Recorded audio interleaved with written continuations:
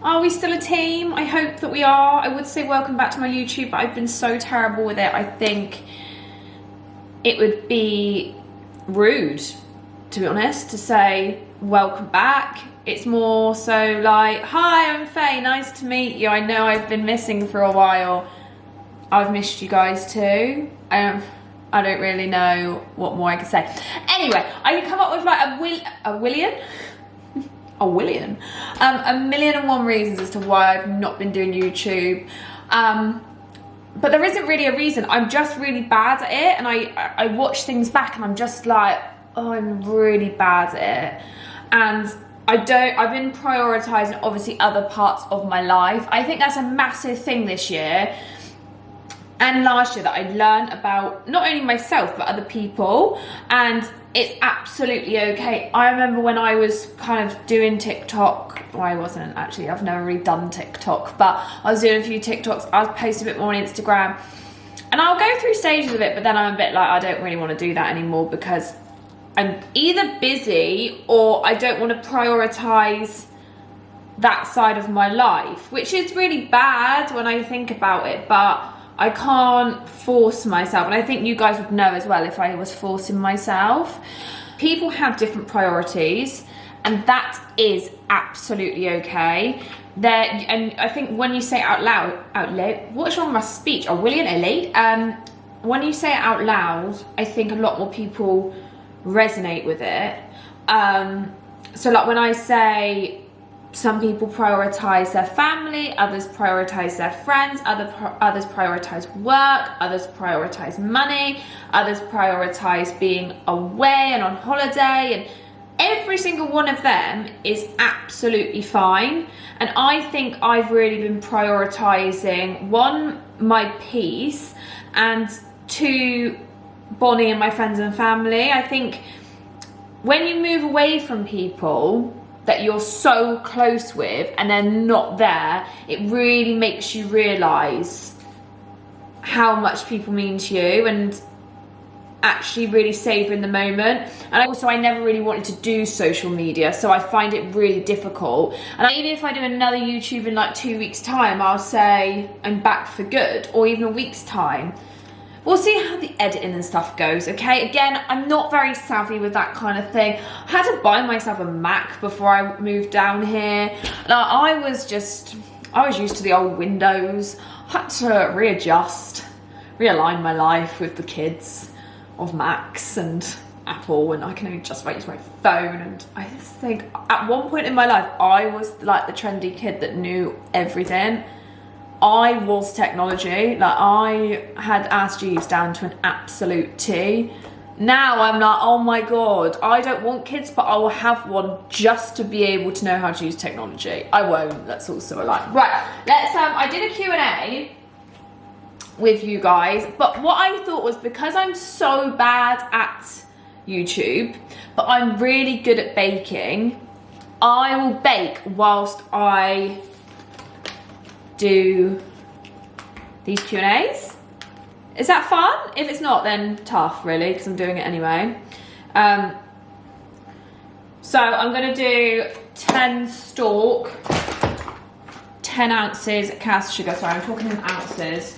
I put my butter straight in the mixing bowl and then sugar in, and then it's gonna go over to be beaten together.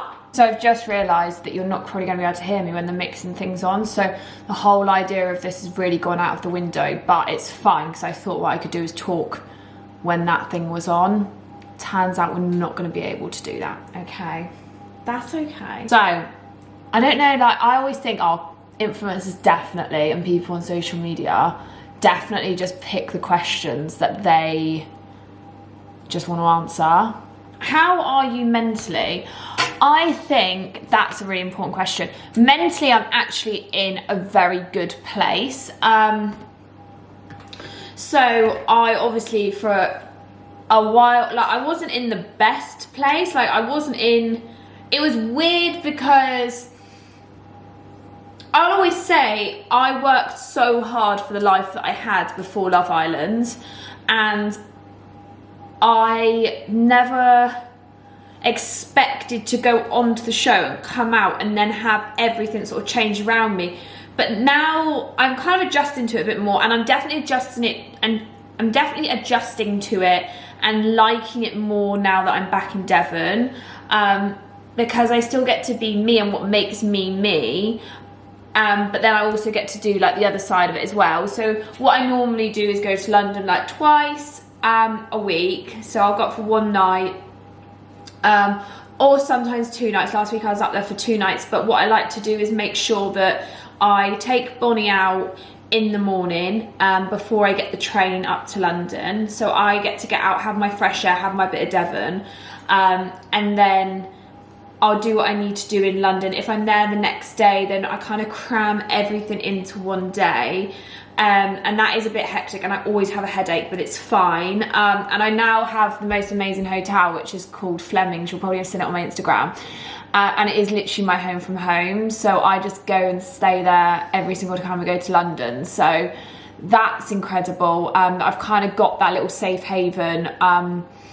And I know everybody there as well now, so that's incredible. And it is just such a beautiful, like, bespoke hotel.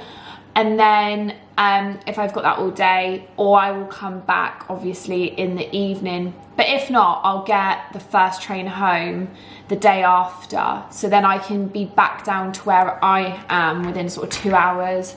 And then again, I'll go and take Bonnie out for her long walk. So I kind of always get that bit of Devon. I think I didn't really realise as well how much walking, and walking alone as well, really has helped with my mental health. I know I have started like videoing it and doing little bits on Instagram for you guys to see sort of where I am, what I'm up to. Because I know sometimes you guys are like, what? Where is she? Like, what is she doing? But sometimes I just walk for like 1-2 hours. And it's just that time that I have with Bonnie, and also it's kind of like the me time. So I always get up in the morning, I do my emails, I speak to my management, and then I always go out for a couple of hours. And I know lots of people are like, oh, so all you do is walk your dog. But actually, everybody gets like a lunch hour with where they should do, where they work. And also, I think that's one thing that I had in my mind, that people from Love Island and people that are influencers only do one certain type of thing, which just really isn't the case. And I didn't really realise until kind of like end of last year that actually you don't have to be doing what everyone else is doing to be a success. I think that's one thing that I've really learned the end of last year towards this year. You know, you've got travel influencers, you've got fashion influencers, you've got lifestyle influencers. I don't know what kind of influencer I am yet, and I don't know if I'll ever know, but that's okay. So yeah, mentally I'm in a really good place. There's obviously always going to be down days. That's just, there's not even any getting away from that, but that's in any industry at any point of life. And I think that's one thing as well to mention, is that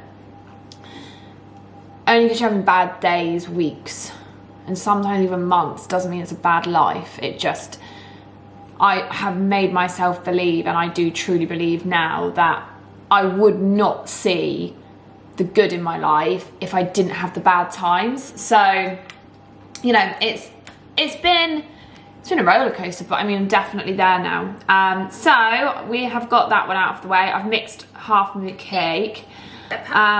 Somebody said, how do you not care what people think of you? I just can't help care.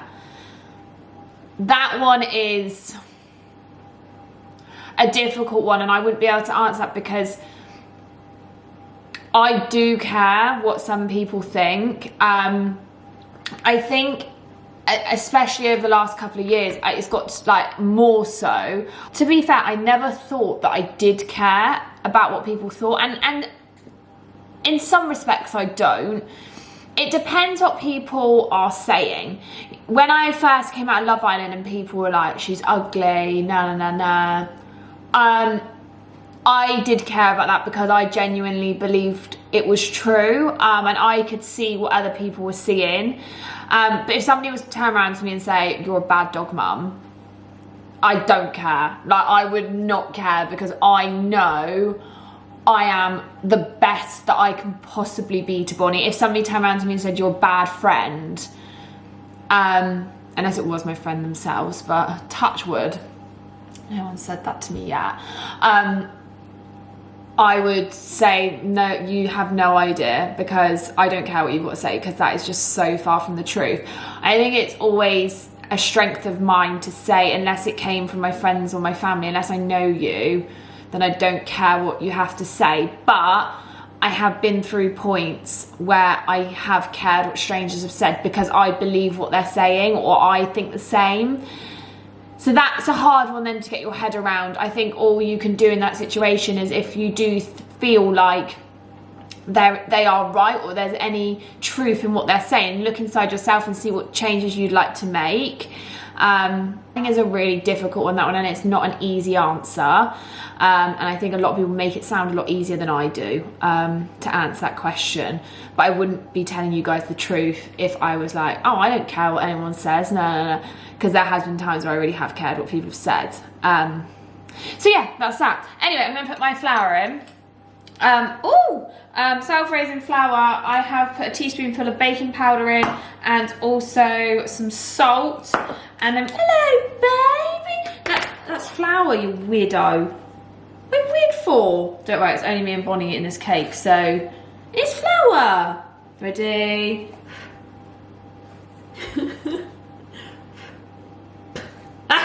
I know.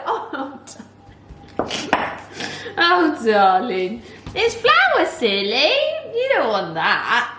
Yuck for Bonnie's. So I'm actually going to put in some vanilla extract. I'm going to put that into the cake mixture in a minute. So come with me. Right, sorry guys. I have moved your location. So I have got the Kenwood Easy Mix, I think it's called. Oh, it's called the K-Mix. I don't know. Right, so what we're going to do is, for every spoonful, we sieve in. I'm then going to add an egg, and then I can still use the beater. So you don't need too much. Just literally sieve. Put the egg in and then mix it. Right, I've mixed it. Really, I feel like I didn't really do this very well. I should probably get a mic so I can do this kind of. Hi, you can't have this. This is cake mixture. What, you want some?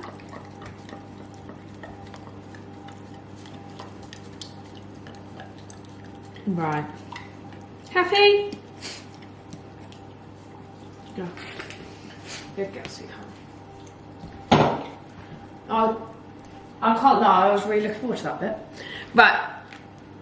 So, oh my god, as the time's going on, I'm getting more and more dishevelled. Hello. Hello, squiggles. How are you? You having a nice time? Good. Next question.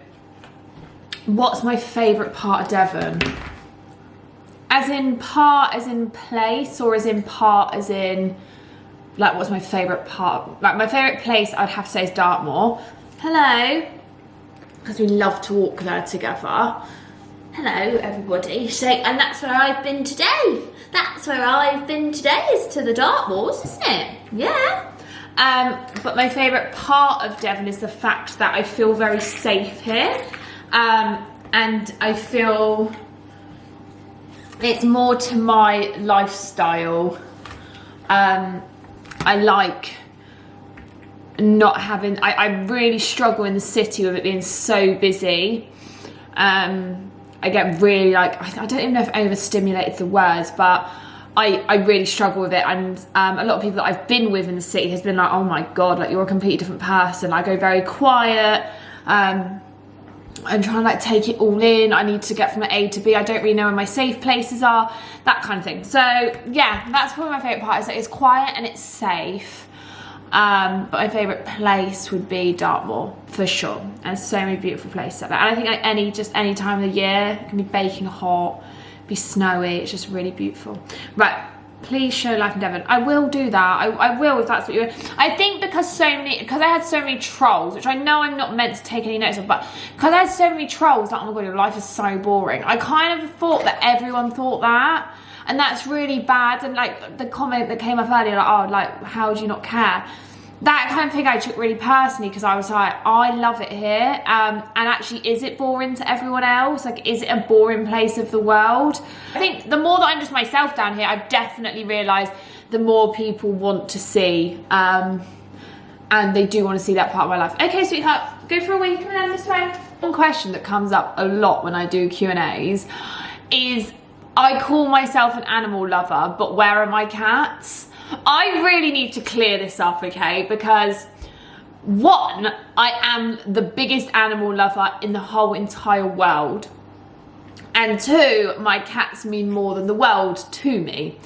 So let's talk about it, shall we? Let me move that tea towel first, because it's really winding me up, seeing it in the background. So, when I was 19, 20, I got 19, 20, I got 2 beautiful cats with my ex-boyfriend. And they're so cool. They're the coolest cats. They're half Bengal, but their markings are like full Bengal, but then they've got white in them. They're so beautiful. Anyway, Paddy and Pebbles, the light of my life. When I got Paddy and Pebbles home, they weren't very well. They got through that, tiny little kittens, and then it took Paddy for his booster jabs when he was about 6 months old, and basically they found a heart murmur on Paddy, so I took him for thousands of pounds worth. I put myself in a lot of debt for tests and that kind of thing, just to see where he was and, you know, what that meant for his future. And yeah, so took him to Heart Vets, which was in City Vets. A lady called Jo, she was lovely, found out that he had heart disease. Obviously broke me, and most people said, well, she said, and my main vet said he probably wouldn't live past the age of 4. So at that point I'd moved back to my parents. My parents' property backs onto a lot of woodland, and they have the best life there. I obviously lived with my parents for a long time after that, couple of years, and then so I then went into Love Island. And when I went into Love Island, I came out, obviously I moved up country, and basically, one, my dad cried because he loves the cats so much, but also it wasn't fair on Paddy, because one, I didn't know how long I was going to be there for, what our plans were going forward, and the stress on his heart, it could cause him to have a heart attack. So basically they just say make sure that he is sort of stress-free, but I still see him every single week, twice a week, and Pebbles, and they are the lights of my life. But I am fed up with that question coming up, because I do love my animals more than I love life itself. But it's just not fair on them to move them around so much when he's got a heart problem and a heart condition. So, and now he's 8. So, I mean, it goes to prove I've done good by him. 9, he'll be, I think. 9, we're just turned 9 in September. So I feel like, yeah, whatever. Think what you want about that. And I'm glad we've cleared it up together. Cool, I'm just gonna put my cake in the oven. So it's now dark outside. I've got a couple more questions to get through, and then I'm gonna show you my finished cake. It is now out of said oven. It's looking divine, it's just cooling.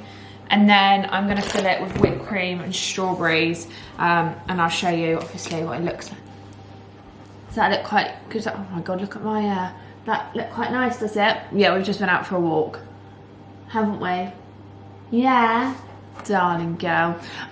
So a couple more questions. I'll do one question now, I'll do the cake together, and then adios until next time, you know? That was a really good question.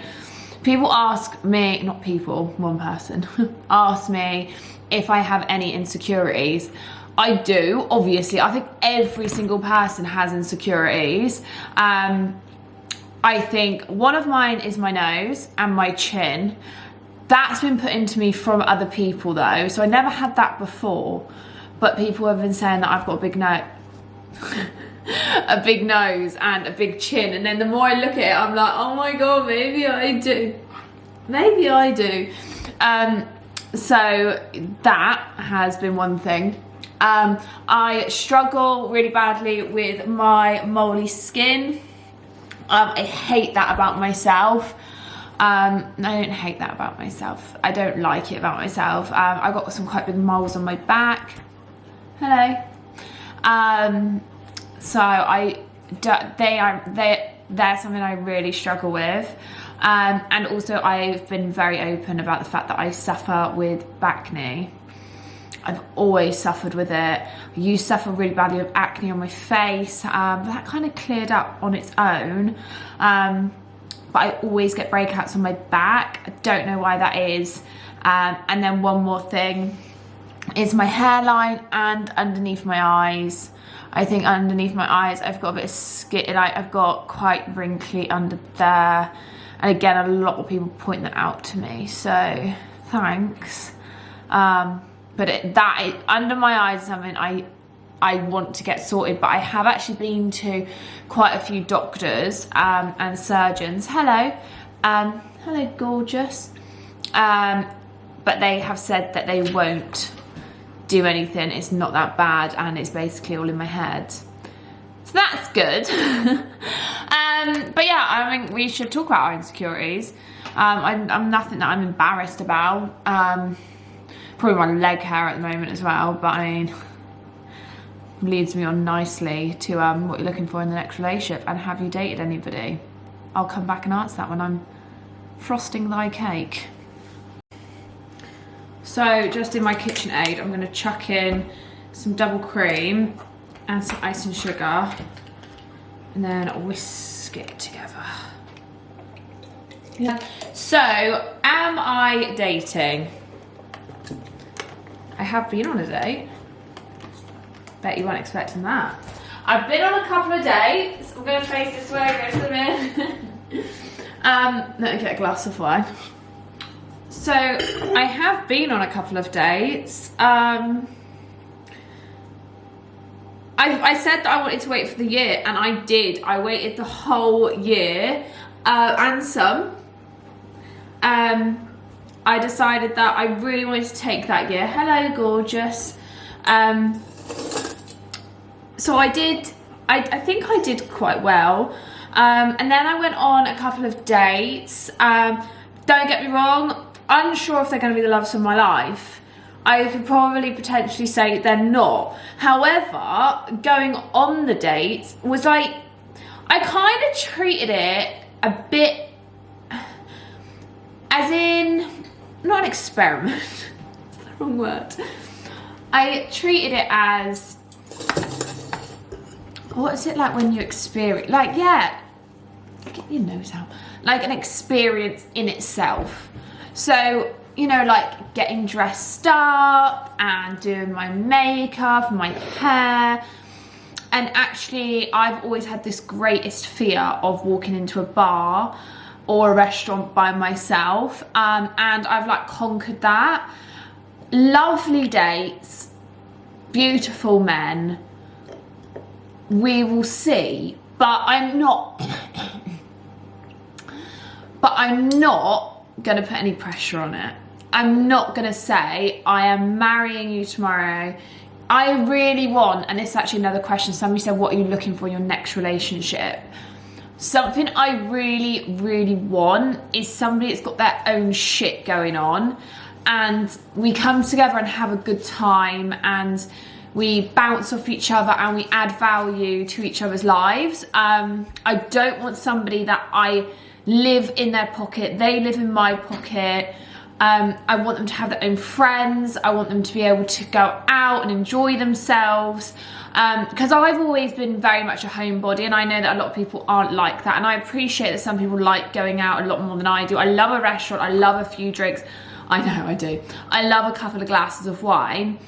I still have a bit of a fear about night out and being surrounded by lots of drunk people, which I never used to have, but it's, and a lot of people message me if I have been out, I'm like, do you always have a face like a slapped ass? And I'm like, yes, because I'm full of anxiety, so please just leave me and my slapped ass face alone. So that's fun. Will I see them again? Probably. At some point, but there's no pressure on it. I really don't want to put that pressure on anything. Like, if I see you again, I see you again. If I don't, I don't. I'm not one of these, like, I'm very happy if we text once a week. Some people think that's weird. I went to Dubai and I didn't message him back for like 6-7 days. My friend was like, what are you doing? Like, if you message me now, I'd never message you back. And I was like, yeah, but I just think that's like normal. No, like, I just think at this point in my life, that's what I want my normal to be. Yeah. Okay, that's fun. So I'm just gonna go and whisk this up. So that's the cream and the icing sugar in there. Goodbye. And just like that, she's all finished. I put some blueberries on the top. Stunning. And I know a lot of you are going to ask where my cake stand is from, and it is from IKEA. It's a recent one. So cute. Right, we can cut it. We'll see. I mean, it might be horrible inside.